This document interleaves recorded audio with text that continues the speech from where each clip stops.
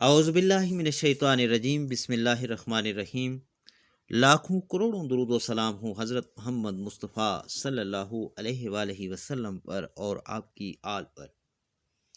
सामीन, हम आज की इस वीडियो में आपसे ज़िक्र करेंगे कि रजबुल मरजब साल का जो 7वां महीना है, इसकी क्या अज़मत है, क्या बरकतें हैं और इसमें क्या अहम तारीख़ी वाक़यात रूनुमा हुए हैं। कुरान और सुन्नत की रोशनी में गुफ्तगू आपकी खिदमत में पेश की जा रही है। लेकिन वीडियो में आगे बढ़ने से पहले आपसे गुजारिश है कि अगर आप हमारे यूट्यूब चैनल पर नए हैं तो इसे ज़रूर सब्सक्राइब कर लें ताकि हमारी हर नई आने वाली वीडियो का नोटिफिकेशन आपको मिल सके। कुरान मजीद में अल्लाह ताला का इरशाद है कि जिस रोज़ से अल्लाह ने ज़मीन और आसमान को पैदा किया है, उसी रोज़ से अल्लाह के यहाँ किताब में महीनों की तादाद 12 है, जिनमें से 4 महीने ज़ुल्क़दा, ज़ुल्हज्जा, मुहर्रम और रजब हुर्मत यानी अज़मत व बुज़ुर्गी वाले हैं और यही सीधा दीन है। सो इन महीनों में अपने ऊपर जुल्म न करो और तुम सब मुशरिकों से जान लो कि अल्लाह परहेज़गारों के साथ है।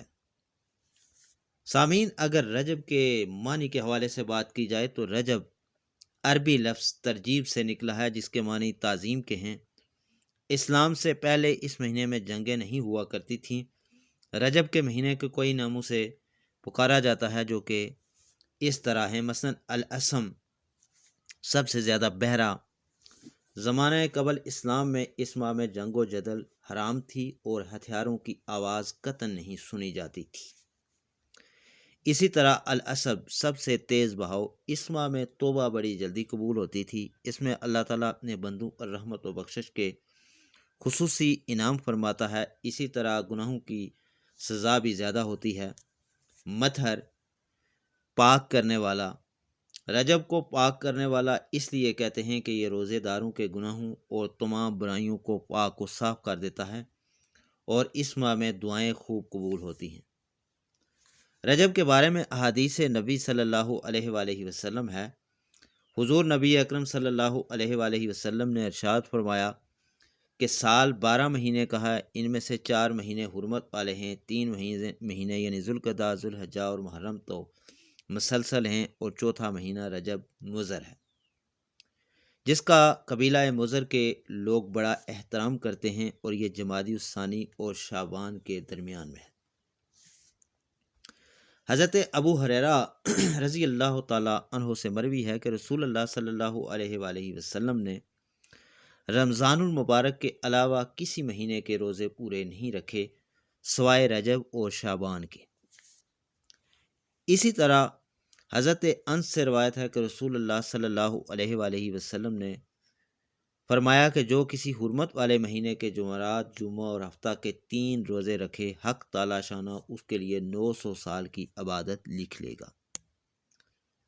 रजब के बारे में बेशुमार बुजुर्गान दीन के अक़वाल हैं कि रजब का महीना दूरी या जुल्म को तर्क करने के लिए है और शाबान का महीना अमल और इफ़ाए ऐद के लिए है और रमज़ान का महीना सिद्क़ व वफ़ा के लिए है। रजब तौबा का, शाबान मोहब्बत का और रमज़ान कुर्बे इलाही का महीना है। हज़रत ज़ुन्नून मिस्री बयान करते हैं कि रजब मुसीबतों गुनाहों को तर्क करने के लिए, शाबान अमाल पर अतात अबादात करने के लिए और रमज़ान इज़्ज़त बख्शियों के इंतज़ार के लिए है। लिहाजा जिस शख्स ने तो गुनाह ना छोड़ने, अतात के काम ना किए और इज़्ज़त बख्शों का उम्मीदवार ना हुआ तो वो खराफात में मुब्तला होने वाला है। सामीन, रजब खेती होने का, शाबान पानी सींचने का और रमज़ान खेती काटने का महीना है और हर शख्स वही काटेगा जो उसने बोया होगा। लिहाजा बंदे को मुकाफ़ाते अमल से गाफिल नहीं रहना चाहिए। अगर बात की जाए कि इस मुक़द्दस महीने में कौन से वाक़यात रूनुमा हुए, तो शब महराज भी इसी महीने की 27 तारीख़ को अल्लाह ताला ने हमारे नबी हज़रत मोहम्मद सल्लल्लाहु अलैहि वसल्लम को आसमानों की सैर कराई और मुलाकात का शर्फ बख्शा। ये वाक़या हिजरत से 5 साल कबल पेश आया। सरवरे कायनात रहमतुल लिल आलमीन के ऐलान नबूवत का 12वां साल मसाइब व मुश्किलात से घिरा हुआ था कि अल्लाह ताला ने अपने महबूब से मुलाकात का एहतमाम फरमाया قرآن کریم میں بنی اسرائیل کی پہلی آیت میں اس واقعہ کا ذکر موجود ہے جو معراج یا اسرا کے نام سے مشہور ہے۔ احادیث میں بھی اس واقعہ کی تفصیل ملتی ہے۔ شب معراج انتہائی افضل اور مبارک رات ہے کیونکہ اس رات کی نسبت معراج سے ہے۔ اللہ پاک وہ ذات ہے جس نے راتوں رات اپنے بندے کو مسجد حرام سے مسجد اقصی تک سیر کرائی، جس کے ارد گرد ہم نے برکت رکھی ہے تاکہ ہم اسے اپنی کچھ نشانیاں دکھائیں۔ بے شک وہ سننے والا اور دیکھنے والا ہے۔ سفر معراج کا پہلا مرحلہ مسجد الحرام سے مسجد اقصی تک کا ہے اور یہ زمینی سفر ہے۔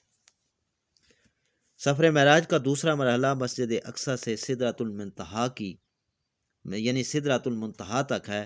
یہ کرۂ ارضی سے کہکشاؤں کے اس پار واقعہ نورانی دنیا کا سفر ہے۔ اور سفر معراج کا تیسرا مرحلہ سدرۃ المنتہا سے کعبہ کوسین اور اس سے بھی آگے کا سفر تھا، اور یہ ملاقات محب اور محبوب کی خاص ملاقات تھی، لہٰذا اس روداد محبت کو راز میں رکھا گیا۔ سورۃ النجم میں فقط اتنا فرمایا کہ وہاں اللہ تعالیٰ نے اپنے محبوب صلی اللہ علیہ وآلہ وسلم سے جو راز کی باتیں کرنا چاہیں وہ کر لیں۔ سامعین، شب معراج میں نفلی عبادات انجام دینا احسن اقدام ہے، اور اسی طرح ذکر و اذکار کرنا بھی بہت بڑا ثواب کا کام ہے۔ اگر بات کی جائے رجب کی کہ اس کے مہینے میں، اس مقدس مہینے میں سن 590 میں رجب کے مہینے میں ہجرت حبشہ اولا ہوئی، جب مسلمان اہل مکہ کی سختیاں برداشت کرنے سے عاجز آ کر رسول اللہ صلی اللہ علیہ وآلہ وسلم کی اجازت سے حبشہ روانہ ہوئے۔ مختلف روایات کے مطابق اس قافلہ میں 12 مرد اور 4 عورتیں تھیں۔ سیدنا عثمان بن عفان رضی اللہ تعالیٰ عنہ مہاجرین کے اس قافلے کے سالار تھے۔ غزوہ تبوک 9 ہجری ماہ رجب میں پیش آیا، جسے غزوہ ذات الاسرہ کا نام دیا جاتا ہے۔ حضرت علی علیہ السلام جو اسلام کے چوتھے خلیفہ اور داماد رسول تھے، 13 رجب کو اس دنیا میں تشریف لائے۔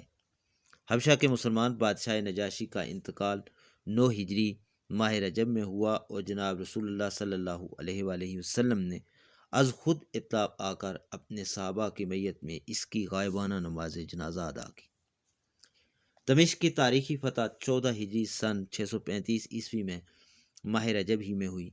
حضرت خالد بن ولید رضی اللہ تعالیٰ عنہ اور حضرت ابو عبیدہ رضی اللہ تعالیٰ عنہ، جو ربیع الثانی 14 ہجری سے دمشق کا محاصرہ کیے ہوئے تھے، فتح یاب ہوئے اور اہل دمشق نے صلح کی درخواست کی جو منظور کر دی گئی۔